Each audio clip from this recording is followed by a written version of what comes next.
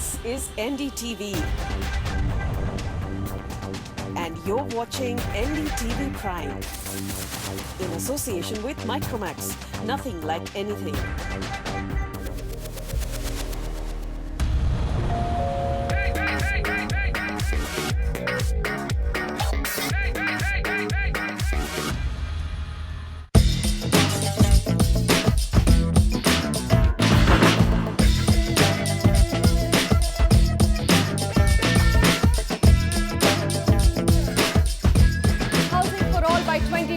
This was a mission stated in bold by the NDA government, and the budget 2014, the first one by the same government, reiterated this commitment by easing up FDI in construction, raising tax breaks on home loans and drawing out a vision for 100 smart cities. 9 months later, the government is back on the drawing board, preparing for a new economic blueprint. While the industry is hoping that this time around, the intention will go beyond the big picture. They will actually see action on making it easy to do the real estate business in the country. Welcome everyone to the pre-budget debate on housing. My panel today, Irfan Razak, Chairman and MD, Prestige Group. Mufattraj Munot, Chairman, Kalpataru Group. Sanjay Dutt, Executive Managing Director, South Asia, Cushman and Wakefield. Bhairav Dalal, Associate Director, Tax and Regulatory, PwC India. Pranav Ansal, Vice Chairman, Ansal API. Yash Gupta, Senior MD and Country Head, Heinz India. Sameer Jasuja, Founder and MD of Prop Equity. Well, all that I can say is that this is truly a dream panel. So, my first question is going to go to Bangalore. Much excitement, Mr. Razak, last year when NDA presented its maiden budget after years of complete silence on anything to do with real estate and housing.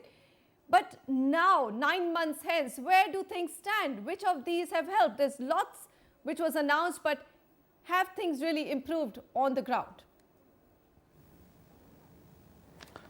That's a fantastic question, Manisha. On the ground, honestly, nothing has happened because the REIT announcement came as a big one. But again, because of confusion on taxation issues, nothing really has moved. So the expectation now that at least this budget, it will get clarified.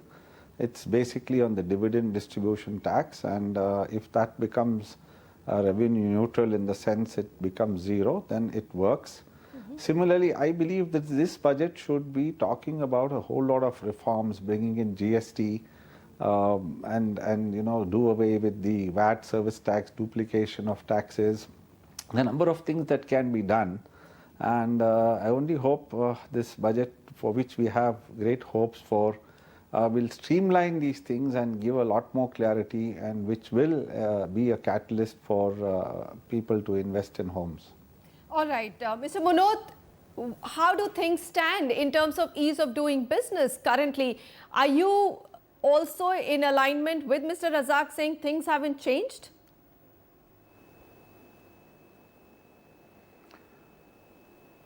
Yeah, I do agree, fully agree with him.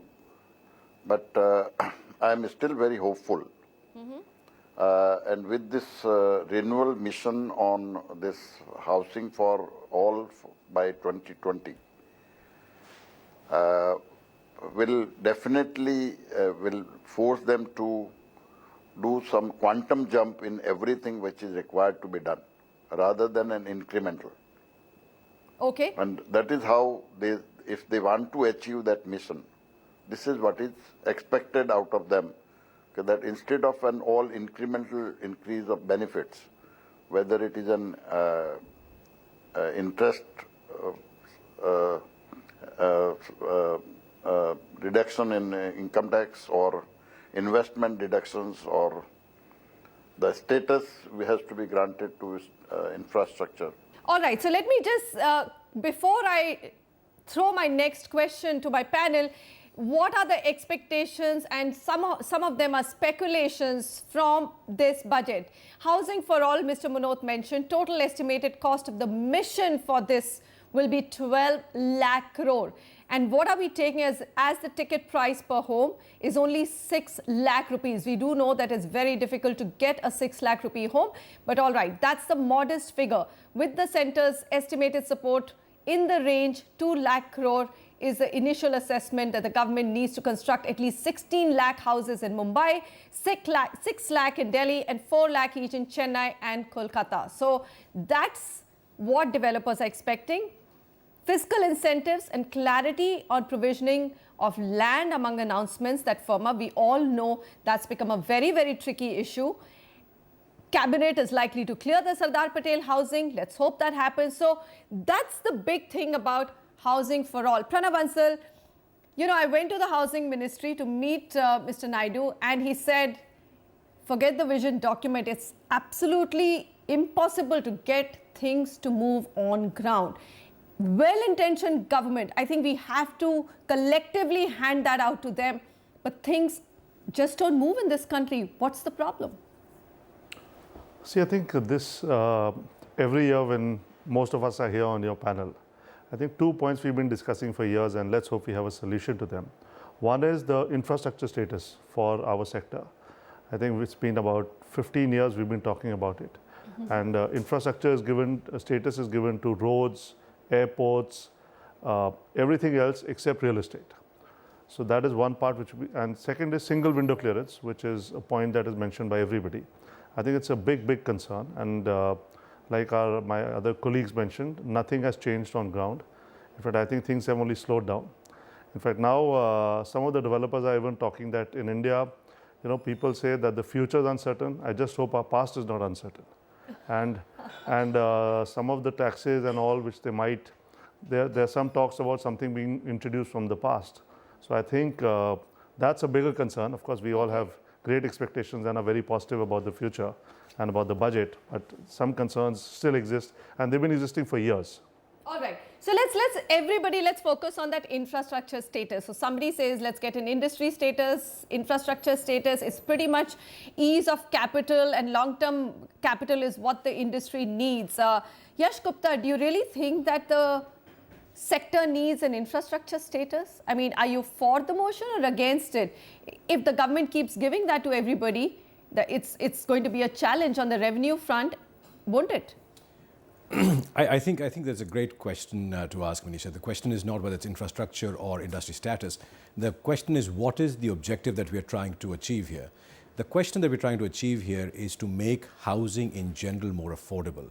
And if you think about how to make housing more affordable, one of the ways is to decrease the cost of inputs, interest being a very, very high cost, and capital being, this being a very capital intensive industry. If the cost of capital, whether it's debt from the banks or whether it's equity, either from private equity or other sources, it tends to be very, very expensive in this market. If we are able to find a way to rationalize some of that cost of capital for the industry through things like infrastructure status or industry status or other means, it will definitely help in reducing the cost of housing and other real estate products, which is really the intention of the government. So if the government is intention in making real estate more affordable, sooner or later we will have to find a way to decrease the cost of capital for this industry, which tends to be one of the highest in the world today. All right. Sanjay, would you buy that argument? Because, you know, irrespective, I just have this concern that if you make capital cheaper, that isn't the only reason why developers will bring the prices of homes down. There's just too much or too many factors affecting it. How important is the role of capital and cheaper capital to create that affordable housing stock which the country needs? So Manisha, capital from last 2 years has become very critical because developers have no cash, largely because sales velocity has come down, and therefore it is important. But we've discussed several times earlier that land plays a very important role in the overall project of the total cost. And if the FSI is not cheap, if the opportunity to build that faster for cheaper, low-cost housing on the outer periphery where the transportation and public transport is good for the poor who need these housing, nothing will really come because there is no incentive for a developer to do low-cost housing. Their only incentive is to make more profit. So they will make more profit in projects where they will get better returns. And that seems to be the mid-segment and luxury segment and premium segment. Okay. Low cost, always discussed, but nobody approaches. And the simple reason for that is the low FSI or you put certain discipline that you can build X provided you do 20% of low-cost housing, and which is given an incentive. And then, of course, I agree with Yash, you do need capital. So there should be some tax benefit. Maybe ATIB should return, but it should be implemented correctly so that it actually goes to the people who are needy, and therefore the genuine needs of the poor are addressed. Okay. Bhairav Dalal, from a taxation perspective, I've constantly heard from the industry complaints that it is an overly, heavily taxed industry, and that needs to change. That's another reason why the cost of homes are high in this country. Would you buy that argument? And also give us your views on, according real estate and infrastructure status, what does that do? So in terms of the infrastructure status, I think I'll go with the argument that let's look at the end objective, what we have to achieve here, rather than going after an industry status. What we really want to do is, one, bring down the cost of capital as we've been discussing. Second, we also want to pass on some tax benefits on the entire value chain, right from the manufacturing of the products or the items that are used in real estate construction, to the construction activity itself, and to some of the sales which happen on the affordable housing side. If we address the tax concern of each of these items in the value chain, I think there will be some benefits, although I'm not sure if we'll be able to achieve the price tag of 6 lakh rupees for each house. I think that's something which is very, very difficult to achieve given the inflation we are in. Okay, Sameer Jasuja, so we are talking about giving more to the industry, isn't it? So industry is cash strapped, I hear. It's very difficult for them to get approvals. And of course, if they were to get infrastructure status, guess what? They would be motivated to create a stock of affordable housing. Maybe not exactly that, but to somewhere, that's the message which is going out. Are you convinced? Not really, Manisha. If you look at how the real estate industry works in India, and I'm not talking about commercial or I'm not talking about retail over here, when we talk about purely residential, till now residential real estate funding has purely happened through the consumer mostly, or the investor, the retail investor.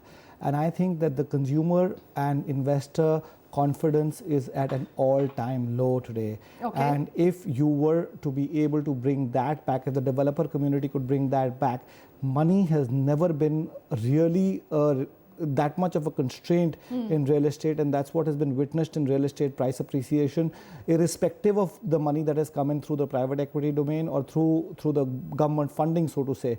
Our interest rates were still very high in 2010 and 2011. They were not down, and yet we were the real estate industry was booming. The second point that I would like to make is that there is a huge demand-supply mismatch.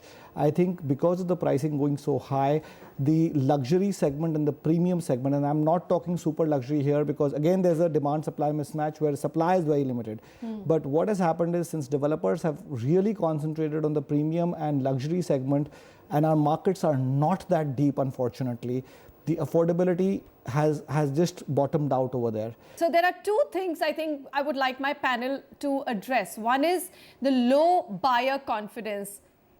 Can the budget fix that, or is it just a question of economic revival?